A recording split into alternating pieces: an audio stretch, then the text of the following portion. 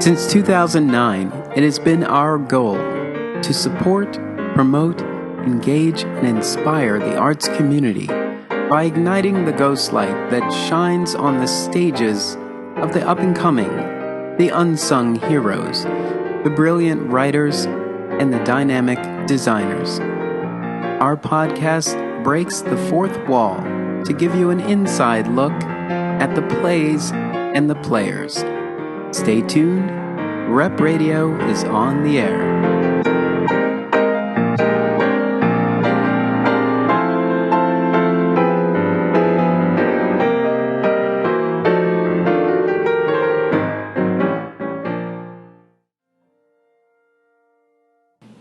Welcome to Rep Radio. I'm your host, Darnell Radford, and today I am in, I guess we're still in Center City. I'm in Center City.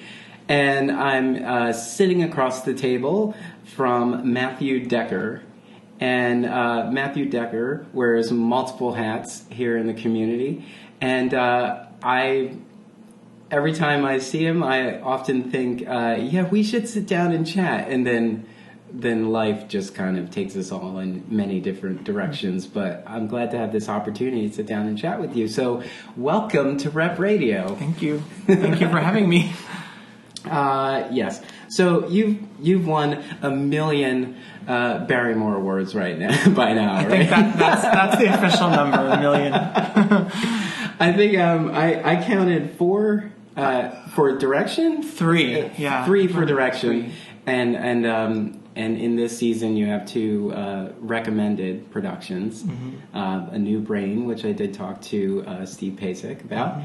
And John, which we sat in the audience together for.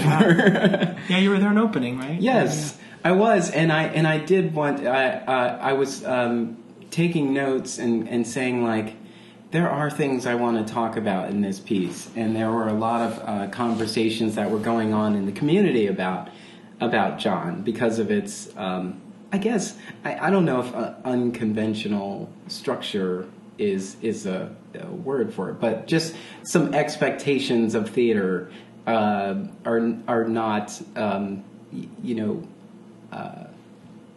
generally immediately present. Yeah, I think that's John. Definitely true. But I think once you walk away and say, like, we're not supposed to assume or expect anything when we walk in here. So now that you've wiped that away, mm-hmm. What did you think? And then I think the mindset or the thought process of that experience kind of changes. And there was a lot of conversation about it too. Because I'm talking about John, what was your thought when you first read that script and, when it was given to you, or when it became clear that you were going to direct it? Like, what were your thoughts on it? Well, I had I was lucky to direct another production of Eddie Baker's a couple years ago at Theater mm-hmm. Horizon. I directed a play called Circle Mirror Transformation, and so I knew her work, and I admired her, and I'd sort of been following her career, and every time she was writing a new play, I very much sort of jumped on it, and either I read it or went to see it in New York, so I was really, and she's always kind of been very fascinated with putting, people in a sort of very hyper-specific environment and sort of watching things unfold over real time. So she's mm-hmm. always been very interested in the slowing down of things on stage, and I've been attracted to her, that level of detail that she requires from her. From her interpreters. And so when I first read John, I was just amazed because I felt like she was kind of starting to talk about supernatural things and sort of our larger spiritual existence in this planet. And those questions hadn't creeped into any of her other plays before. Like, she was pretty much writing about guys at a coffee shop, or like in Circle Mirror Transformation, it was these people that were taking community theater acting class in Vermont. And so it was very relatable instances. And I felt like she was really embarking on some sort of larger, loftier themes in this play. And that really intrigued me. I also I thought that how she, as you say, I don't think she is writing plays that one would say are conventional. I mean, I think that she is, setting up a very specific world that isn't necessarily plot driven, and it's much more about observing the behavior of these characters, and not a lot really happens in her plays, and I think that, and there's a lot of silences, there's a lot of pauses, there's a lot of moments of uncomfortability that you're watching these characters go through, and I think that there are some people that go and see her work and don't understand why that's there, or what's the point of that. I think that stuff is fascinating. I mean, I'm the kind of person that sits in a park and can watch people for hours, Just, I think human behavior is infinitely interesting and, and compelling. And so I admire that about her, because I think that in writing these things that seem to be nothing, we actually do reveal a great lot about who we are as human beings. So I think that's what drew me. That's what was interesting to me about the script. Plus just some of the fun stuff, the ghost elements of Gettysburg and the house that they were staying in. And I thought that the relationship between the couple at the center that Kevin Meehan and Ying Zhu played, Elias and Jenny, it was really, raw and relatable. Like, I feel like a lot of us have gone through a certain type of relationship like that, no matter what age you were. And I loved also the fact that she was writing this young couple, like it's sort of the beginning of their life together, lives in general, not even together, and then these two older women who had seen so much and suffered so much and gone through so much joy and pain, and to that, the juxtaposition of those people sort of coming together, I thought was really interesting, and revealed a lot about, that a lot comes from suffering, that we learn a lot from that. And I thought that was just an interesting theme in the play. I kind of, when I walked away from it, I think that night I walked all the way home, because it was a nice night. And so I walked all the way home and just kind of cooked on it. And I was thinking, I was like, the questions I had are very much things I look forward to in season 1 of a Netflix series. Where that's interesting. I think for television series they always call it a slow burn. But I was looking at it as more of like a pilot in a sense, because we learn enough about all of those characters to want to follow them wherever they go, and figure out their lives 5 years prior to this moment.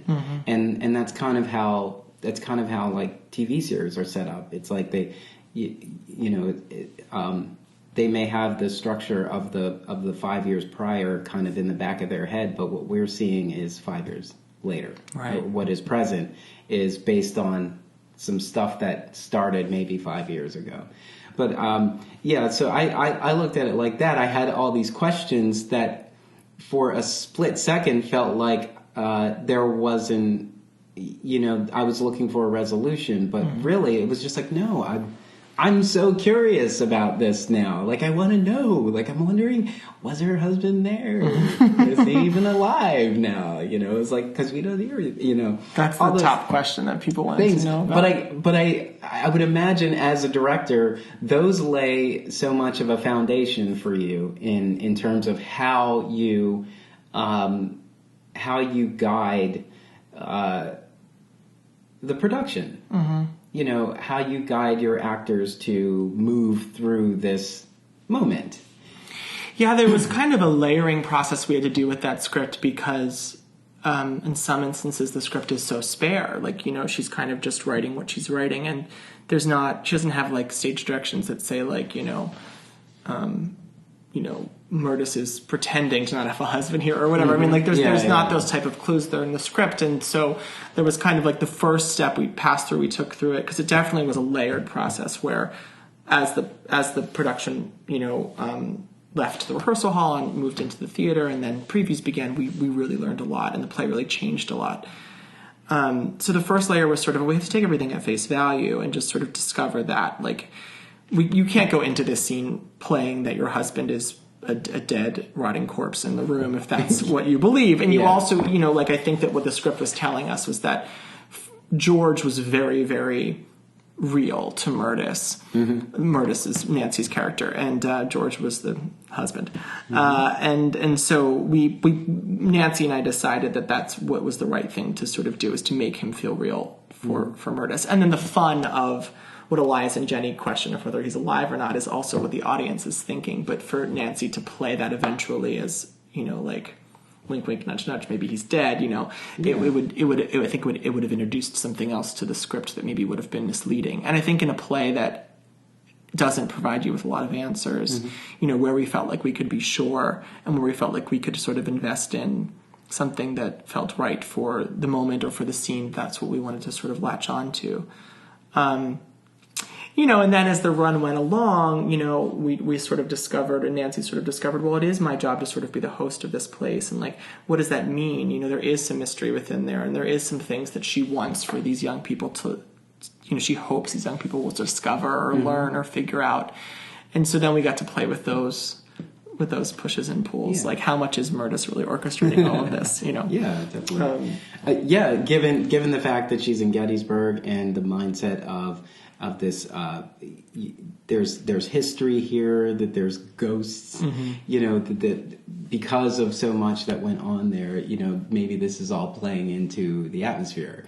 Who knows? Maybe they went home and said, I think I had a good time, you know, because we're seeing various elements of dysfunction, and we're seeing elements of what they brought to this vacation.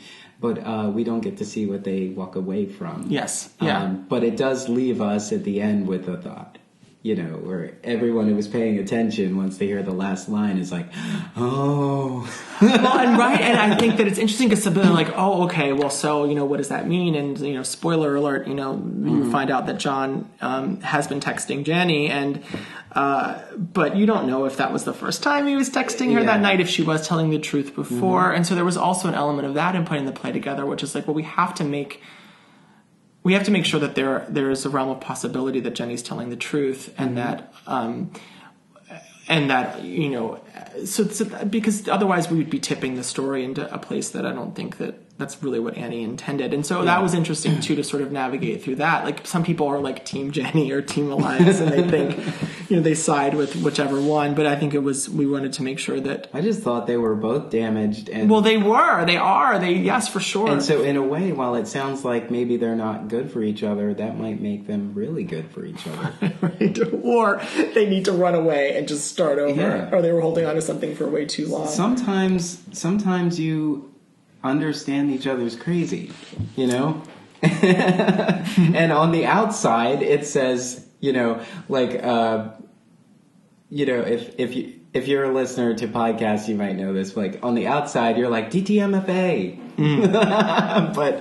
But if not, you're thinking, like, what is holding them together? Because they obviously something broke here, but they're still trying to keep it there. And it seems like it seemed like they both needed something from each other, even though she appeared to have been getting something elsewhere as well. Yeah, I mean, I think that there was a codependency that they had with one another, and an unwillingness to sort of be truthful with one another. I mean, even though Elias was constantly accusing Jenny of being dishonest with him, she couldn't actually tell him the truth about what she was feeling, because when she did, he would respond in the way that he did, which was, you know, he would get angry and he would shut down, which was clear indications to her that he didn't really want to listen to her. So, I mean, there was great dysfunction in how they communicated. And I think that there was just a fear of the unknown, or a fear of being alone, or who knows what it was with both of them, why they didn't end it.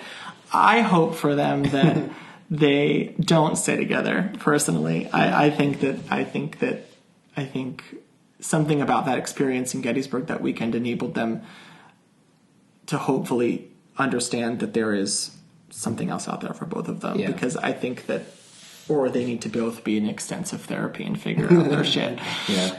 See, I did have a lot to talk about. Okay, so the show is closed. The show's closed now, so you can't see it. You can find out more information at Dramatis Play Service. Right, exactly. Go buy the script and read it and then talk about it. Yeah. But I just thought it'd be cool to kind of chat about that because I think everywhere I went, and I would go somewhere and ask someone, "Did you see John?" And they go, "I haven't seen it yet, but I've heard on both sides of the fence about this." I mean, it definitely was a divisive and I read a piece couple of reviews and so on. I was like, you got to see it and be a part of that conversation, and that's ultimately what we hope to do here at Rep Radio, just help continue to engage that conversation. But yeah, so I'm jumping around here because you wear multiple hats, and that was just on my mind when I got here. Yeah, thank you for asking about it. I really am very, I really loved that process. Yeah.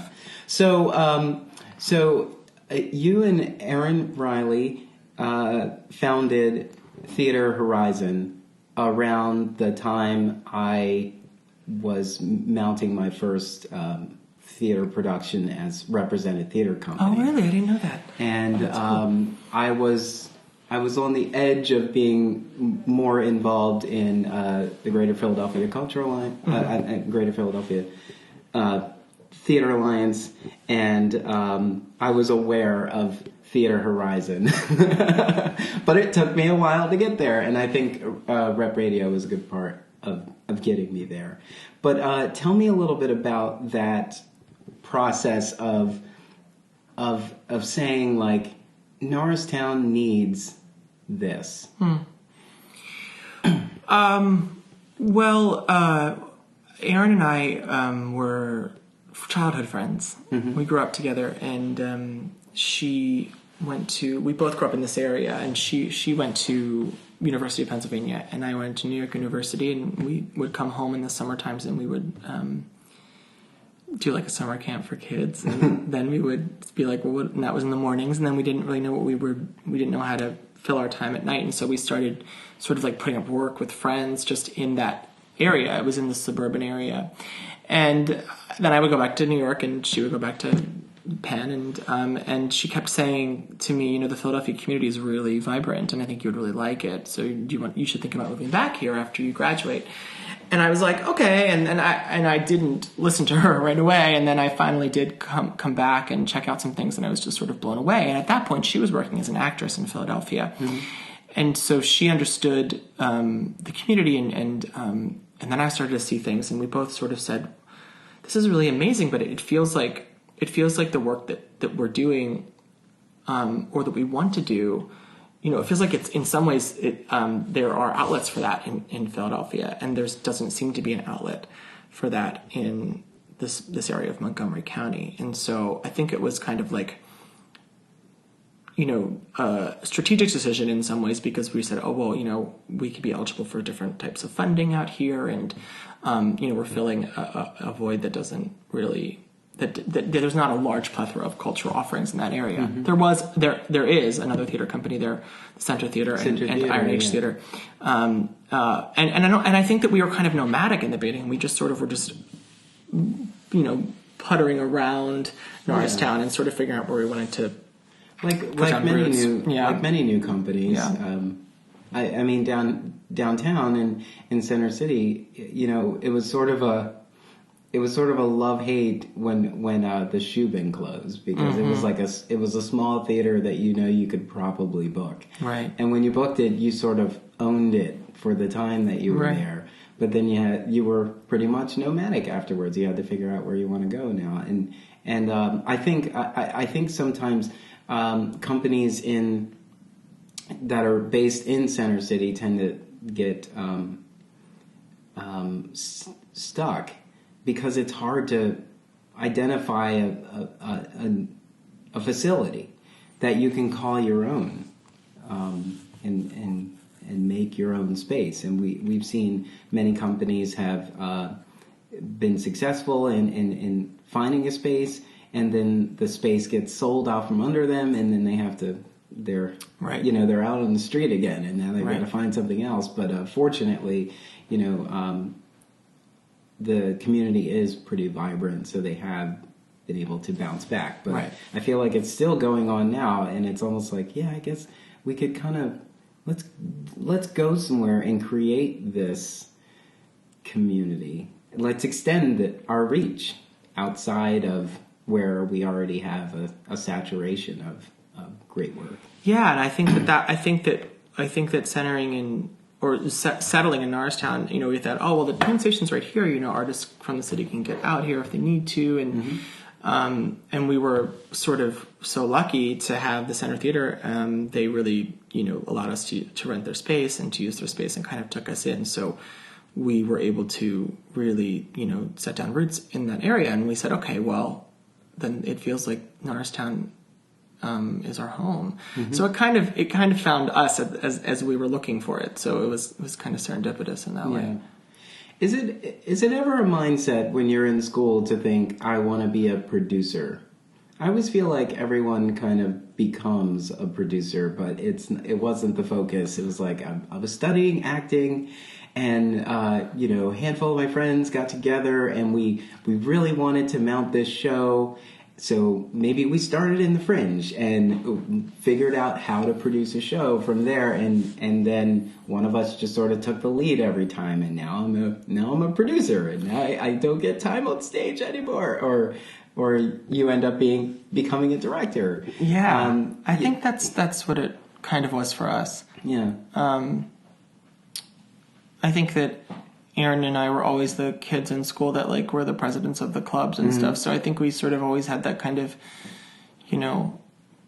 drive or leadership, I guess, or whatever you want to call it. But yeah, I mean, I don't think we started Theater Horizon thinking one day we're going to build a theater and have a space. I think it just kind of sort of built organically that way. But yeah, I mean, I think that I exactly what you said, it was me. I studied acting, and then I was like, I want to be a director, and I don't know how to be a director, and so I can direct plays with a company if I start one, and then all of a sudden you're a producer, and you're sitting in meetings talking about budgets, and you're like, how did this happen? But here we are, When did you stop feeling like a fraud? Oh my God, that's a great question. Everyone has that mindset, like they feel like they don't know enough, or that they're going to be found out. This is always a conversation. Even well-known, actors who've had years and years of experience will always say like that. I'm just always wondering when they're just going to find out. Just not to. But when they're going to stop calling me. Can you pinpoint the moment when you were in a rehearsal space, or maybe sitting in the audience at, seeing the work that you've led, and said, I think this is me. I think I'm a director now. That's a great question. I think there are certain sort of moments that I remember over the years. Like I remember opening the theater, and that Theater Horizon, and that felt like a really sort of momentous thing. That wow, we're really a company. Like we've opened a space, and all these people are here and excited about being here and watching things here, and that felt like we had reached a certain milestone or checked something off the list. I remember being asked to direct for the first time at the Arden, and that was a theater that I had admired growing up as a kid, and clearly started working there. And so I remember feeling like, oh wow, I think I'm a director. I'm getting hired at a regional theater, and I think that felt like a nice moment. But the fraud question is interesting. I think I've had so many moments of self-doubt. I mean, I could tell you about all of those.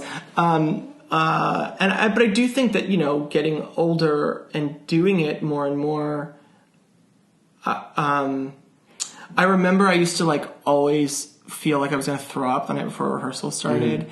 And then as I kind of entered my 30s, that sort of went away, and I got to be I was more excited about rehearsal starting, or I was more sort of eager to begin.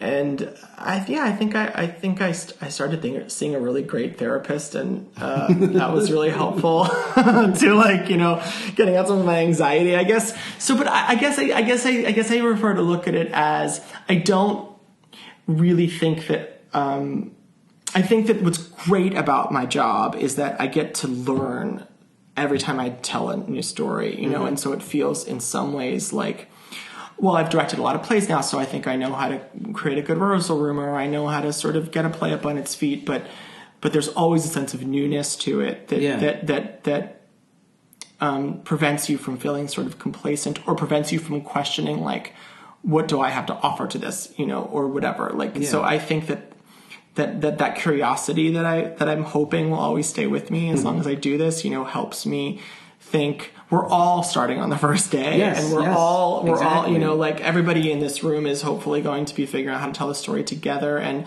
I get to lead that, and isn't that incredible? So that's the mindset I try to put into effect. I don't know that I've ever, you know, sometimes I look at it as, I guess the way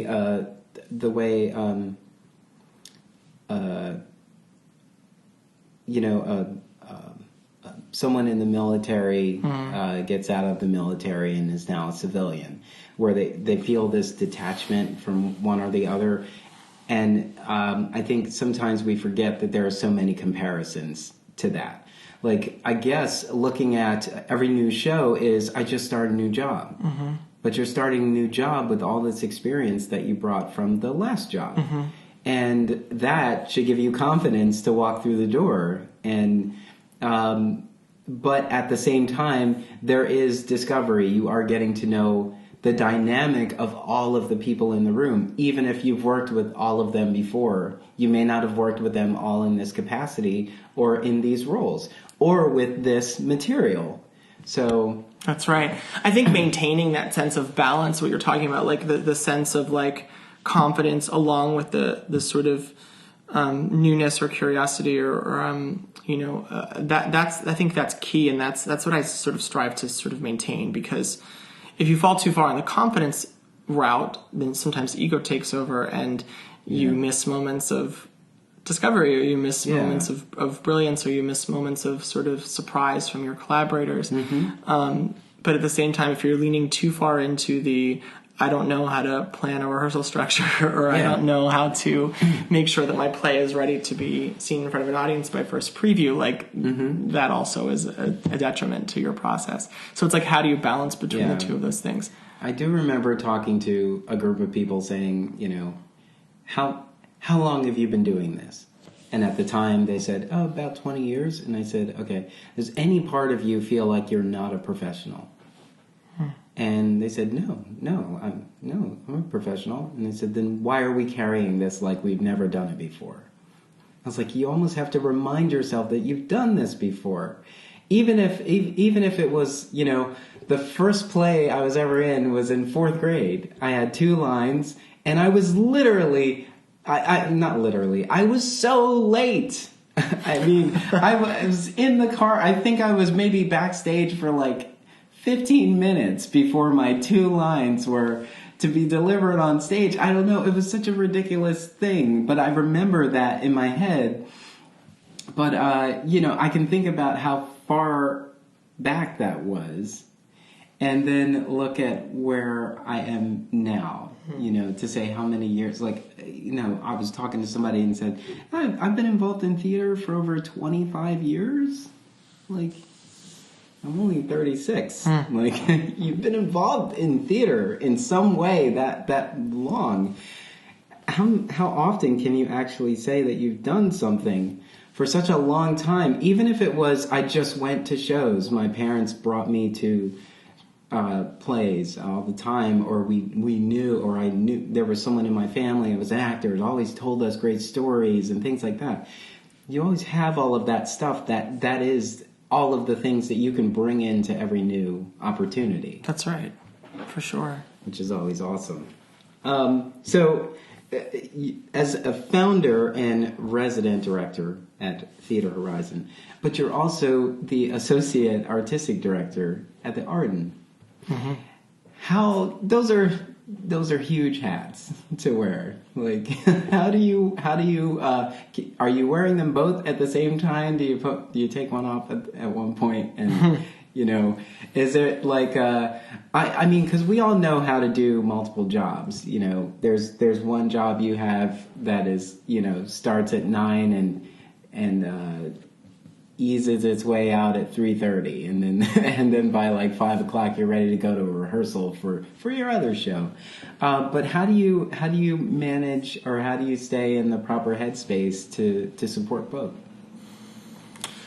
Well, I mean, I think was challenging in the first, and it's gotten certainly much easier as I've done it over the years. But I think that what was so great about when I started at the Arden, which was many years after Theater Horizon had begun, you know, Terry and Amy there, the managing director and the artistic director, they said, you know, I said, well, sure, I'd love to do this job, but I just wanted to talk to you about still being able to be involved in Theater Horizon. And they were so great about that. They were like, yes, please do that, and we'll work with you to do that. And so what's great is that, you know, I do have to juggle both, particularly when I'm in rehearsal with something at Theater Horizon and I'm still working at the Arden, and that is, it's long days and it's crazy and it's tiring, but ultimately worth it. Yeah. So I try to be in the place that I'm at, and when I'm there, I try to be there. Because it's really easy, I think. At first, I was sort of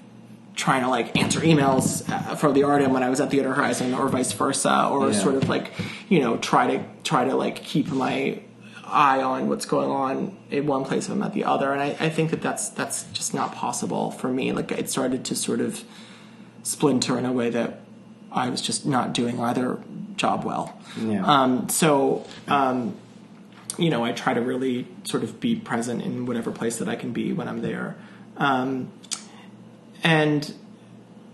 you know, it's been, I mean, this is my, 8th year, I guess, at the Arden. So it's been a while that it's sort of, you know, you reevaluate. I've learned, like, when I have to do a show at Horizon, when things aren't crazy for me at the Arden, like, you learn the ebb and flow of the seasons at each place, and you sort of navigate, like, when that's going to be the best time to do a play at either place. And so you think about that, and you know, at the end of the day, like, it's both jobs are stimulating and challenging and rewarding, and so it kind of keeps you on your toes. And I like that. I've always liked being challenged, and I've always liked you know, just kind of the energy of new projects. So but I'm getting older, so I'm kind of also getting tired. So you know, it's definitely you definitely start to feel, wow, I was just in tech all weekend and I haven't had a day off in 3 weeks, and now I have to go to work tomorrow at the Arden. And so you do feel that. I am feeling that more now that I'm getting older. I think the atmosphere of theater is just so. You know, just like Aaron said, and like Maren Nutter always said, vibrant. So vibrant that it's dynamic and exciting, and I feel like I always want to be in it. You know, whenever something's going odd in society, as I feel like since, you know, November, everybody's been feeling some kind of way. I always feel like, get me to a theater. Can I just stay here? It's very cathartic. Just sleep in this row? You know, because all of that, you're just like, I'm going to focus on how much effort this entire ensemble put into what we're about to experience here. And then when it's over, I'm going to celebrate that they managed to pull all of this off in light of everything that's going on in their own lives and in the world in general. And then I'm going to go home and process this some more. And it's like, you're just like, yeah, I mean, and realize that these are things that are just so valuable. So, like, I feel like whenever I walk out of a theater and I go, so why are we cutting arts funding again? You know, this is not a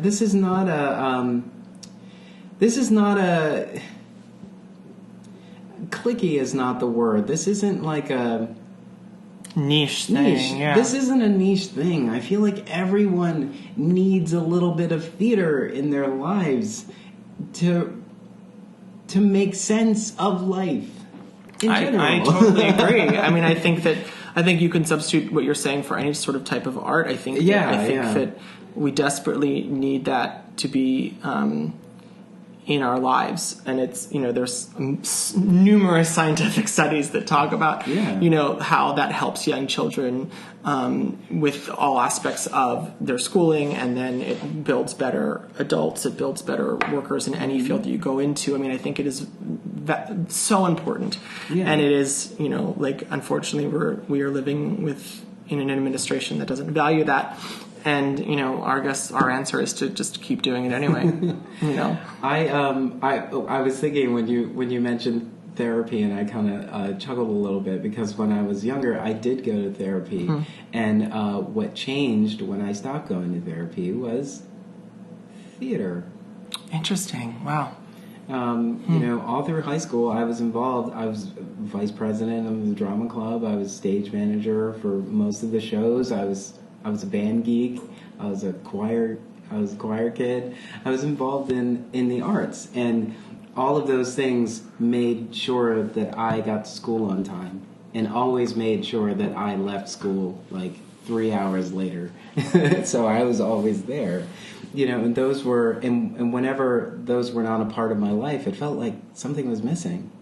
And I think when I came to Philly and produced, decided to produce a company, it wasn't even my original idea. It was like, I wrote this play in college, and I got such good feedback about it, and I felt like I could make it something bigger.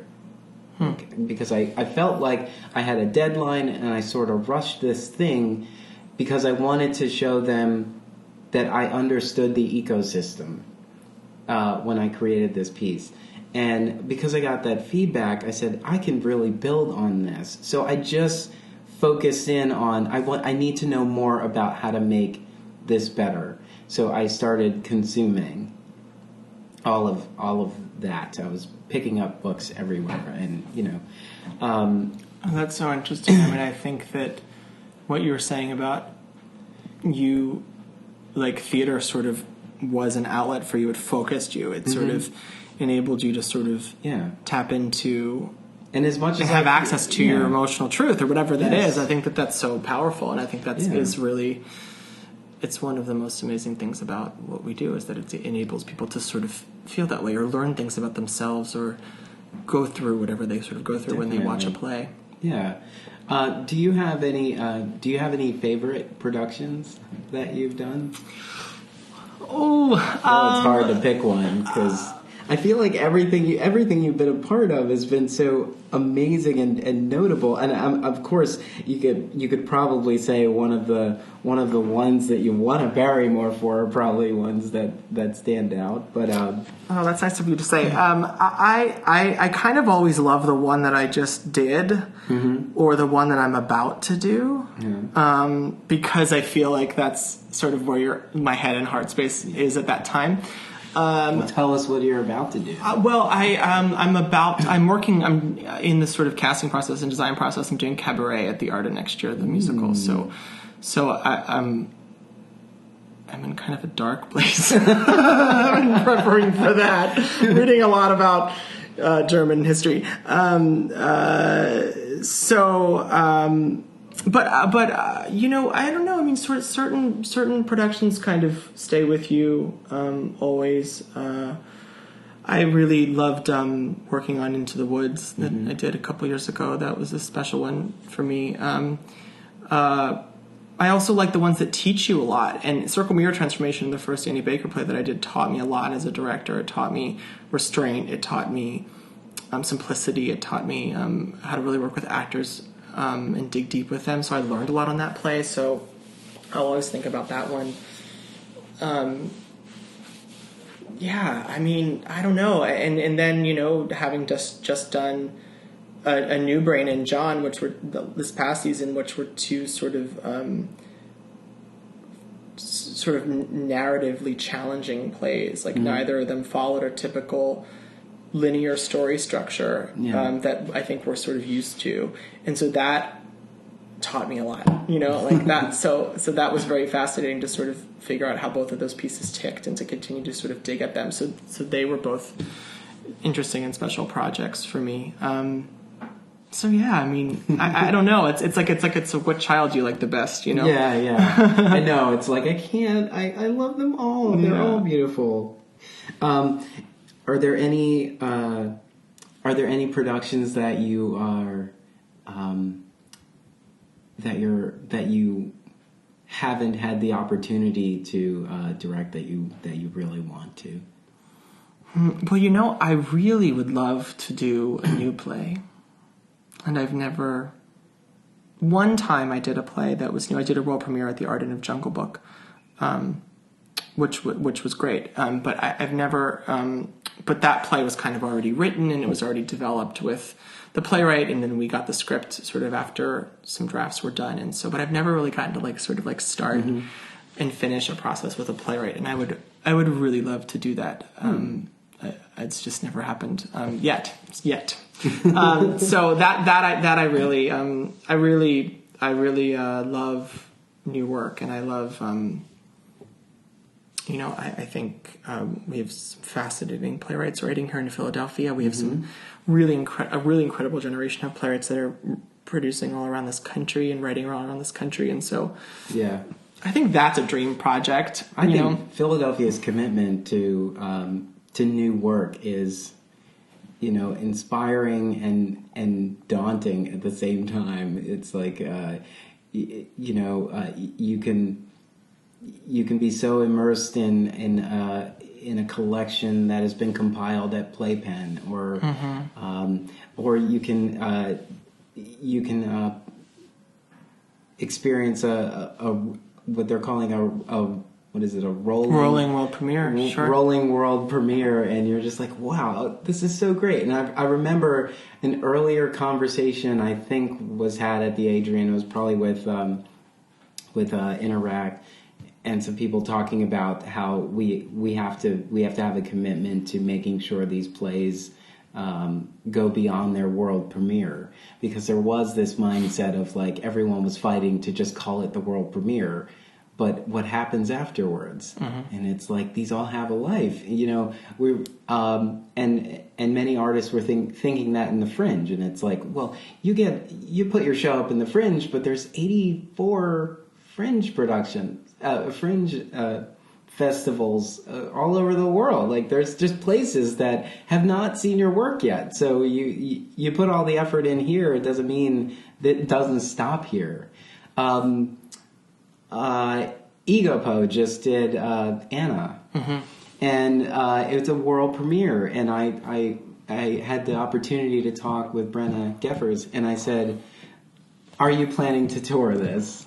I said, because you put so much work into it, and it's like it just seems like it would. We're so fortunate to have experienced it, but it would be a waste to put this on the shelf and not. And of course, I know that's not their thought process, but I'm thinking immediately like, where can it go next? Sure. Where should it go next?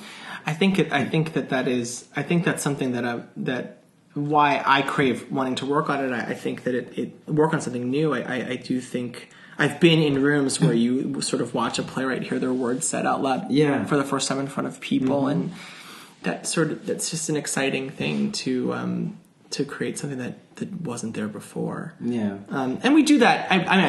You do that in some semblance as a director. You know, when you interpret a piece in a you know, but you know, the first time, I don't know. I'm interested in that. I remember.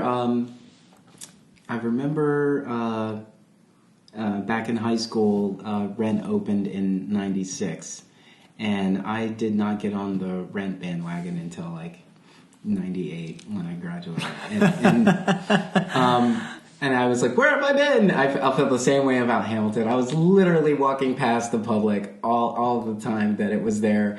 And I was late to that party. That's so funny. I was too. You know, I was there seeing something and I walked out and it was like I saw some poster. It's like Hamilton. Yeah. What? A musical? I remember a friend saying he saw it and he was like, it's good. It's good. Like he wasn't raving about it, but it was like, it was one of those things that had to like... it stuck with you, and later on it came back to you. And one of my friends the other day, I've been talking about Hamilton forever, just like everybody else, but one of my friends who's not a theater goer at all said, oh my God, I was listening to Hamilton at work today, And I am hooked. And I said, you haven't even heard the mixtape. And she's like, you got to get me tickets when it comes here. And I said, asking me to get you tickets for Hamilton is like asking for my firstborn. I was like, that's not going to happen, but welcome. Now you're here with everyone else. Joined the obsession. But what I was getting to with that about Rent, the unfortunate tragedy of Rent at the Open, there was no opportunity to tweak this any further. It's just, it's encapsulated as is. And not that it wasn't, where it needed to be when it got there, but it was just like, that's it. It's done. We can't do anything else with this. But it's a benefit here when we experience a world premiere that it's like, I want to follow this somewhere because I know they're going to tweak this. I know they're going to do something else about it. The guest of Playpen who got to experience Oslo when it was in the conference, who then followed it to off-Broadway and then now are experiencing it on Broadway, are seeing all these changes to it. And I can only imagine that they would have such a connection to it because they feel like they were a part of the process. And they were. And they were. They totally because were. They were the audience who gave the responses. And, it was their feedback that helped, tool it and make them realize what worked, what didn't work, and what can you add. And then the world changes that, you might go back and tweak some things because of new developments in life. Totally. So yeah, it would be a great opportunity to be a part of a new play. I mean, the closest I had was my own, and I think I produced it as my first show. Did you direct it too? I did. I wore too many hats, and we were small. I got one review, and the critic is still a friend of mine, and he basically said he was wearing too many hats, and it shows. And I took that to heart, and I noticed, and I said, "You're right." I was like, "How can you do that?" So that's why I was interested to know how you have a thriving company in one town, and then you're a part of a great organization down here too.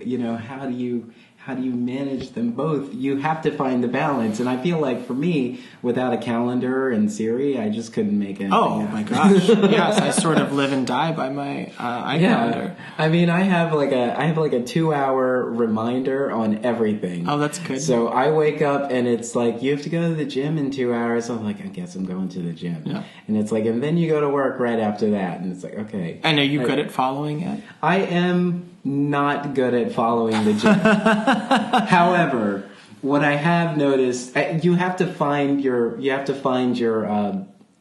the benefits there.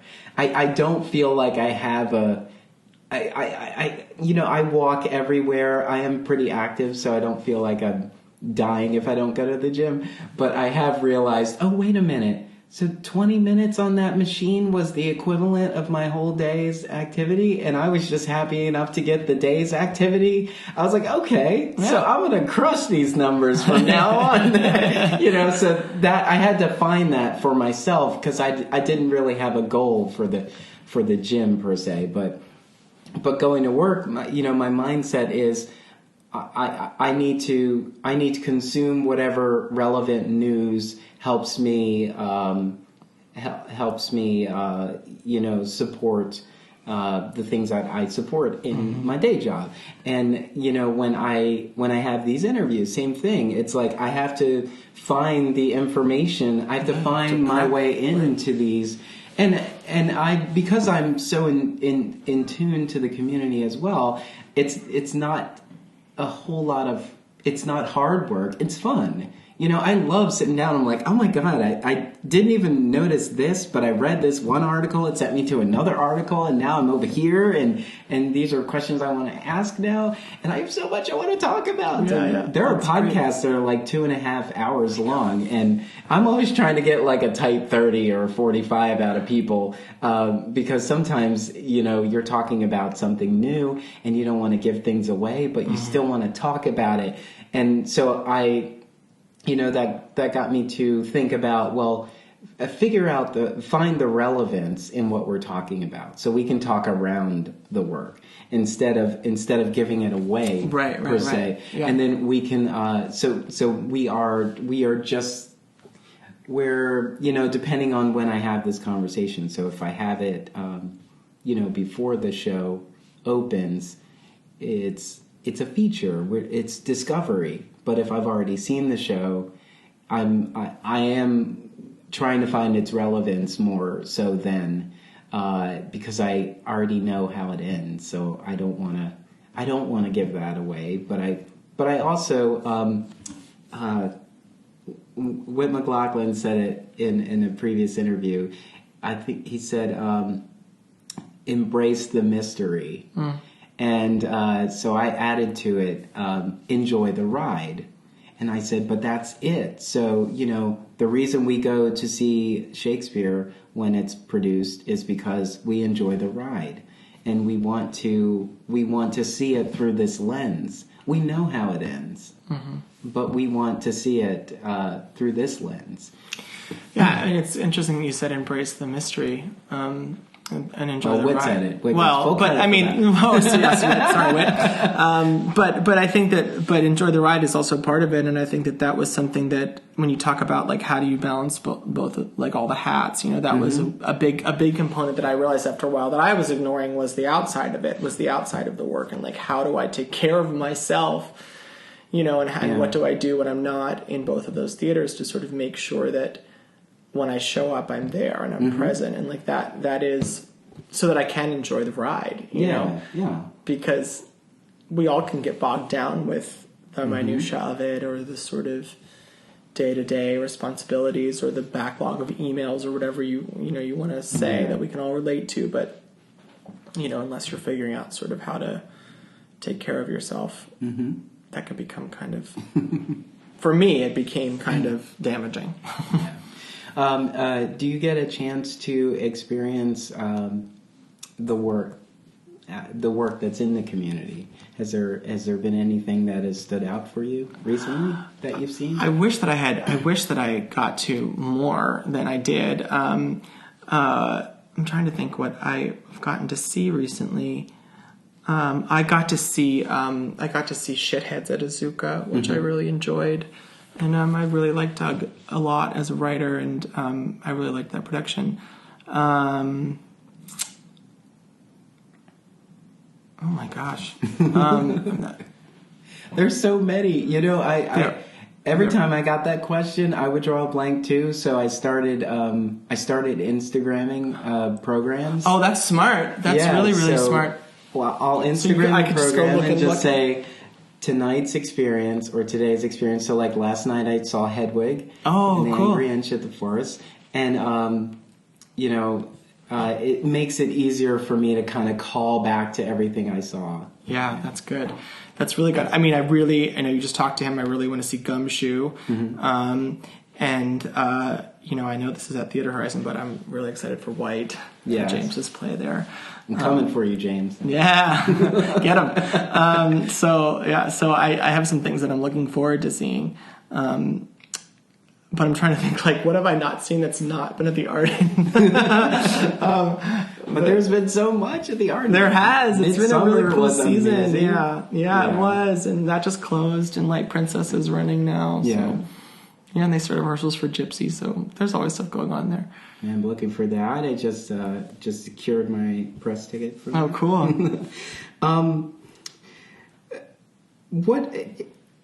What advice or statements of inspiration could you or would you give to emerging artists? I've pushed myself to get out of the habit of saying aspiring. Because it says something that's not quite correct. I think everyone's emerging, and according to the Barrymores, it takes like 10 years you to can be emerge emerging. until you're like 50. Well, I mean, I think that I would give the advice that I give myself a lot, which is I think that every great artist or every artist that I feel like, like our job is to sort of listen to ourselves and to what isn't, what we respond to and what we value and what we're passionate about. And I think that there's a lot of noise in the world. Yeah. Whether that be your own, self-doubt or insecurity, whether that be the opinions of others, whether that be literally just the notifications on your phone that are dinging every second. And I think that all kind of gets in the way of sort of following your own rhythms and heart. And so I think the advice is quiet the noise and listen to what you hear. Yes. And hopefully let that guide you to what's important for you. That's good too. So we've got embrace the mystery. Right. Enjoy the ride. Quiet the noise. Yeah. I think that's all great. We should put that on posters and t-shirts. We could start a totally different company. Yeah, we could do a whole new podcast on life goals. Yeah. Well, it's been great to chat with you. I can't believe it took this long. I had to wait until you are the last interview of our 7th season. Wow.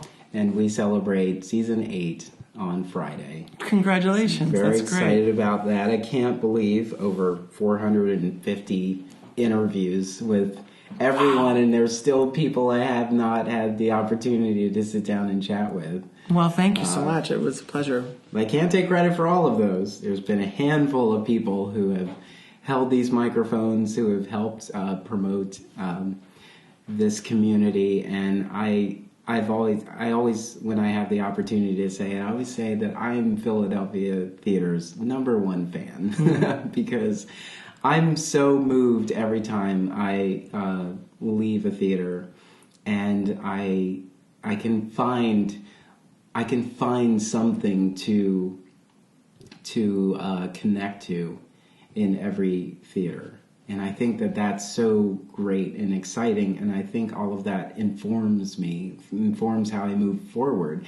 And I feel like I go to work and then I tell them about a show that I just saw, and it's like, aren't you our IT manager? Like, don't you manage computers? You talk an awful lot about theater. I feel like I had a character in my first play who was it took place in a coffee shop. It was basically a scripted open mic night at a coffee shop, and the waitress says, "Hi, you may know me as your waitress, but I only do that between sets." But she's a performance artist first.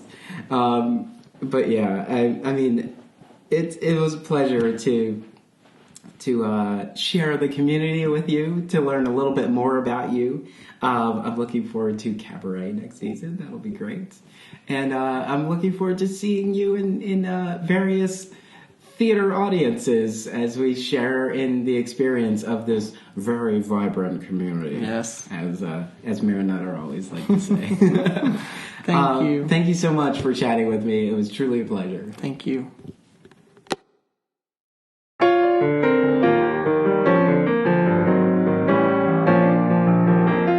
Rep Radio is inspired by our community and listeners like you. Our operation is a fiscally sponsored project of Fractured Atlas. Show your support by making a tax-deductible contribution at repradio.org/support. To join our team or communicate with us, drop us a line at repradio.org. Stay tuned. Rep Radio is on the air.